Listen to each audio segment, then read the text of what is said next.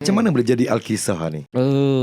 Itulah Abang Hanif ni. Ya. Dia cakap, aku nak kau buat cerita macam ni. Cerita dia kau balik kampung, kau naik rakit, lepas tu ada traffic light. Itu je dia bagi.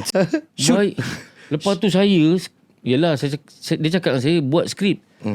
Nip, skrip pun aku tak pernah tengok macam mana. Kau nak suruh aku buat macam mana-mana maunya.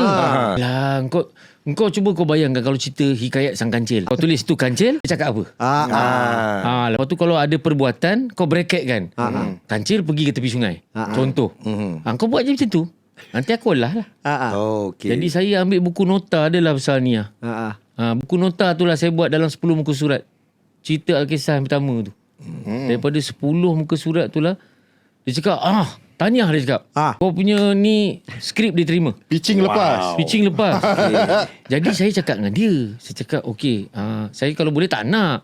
Kan, tapi skrip je adalah income sikit kan. Lepas tu saya cakap dengan dia, Nip, aku sebenarnya teringin nak tengok orang syuting. Okay. Boleh tak aku datang?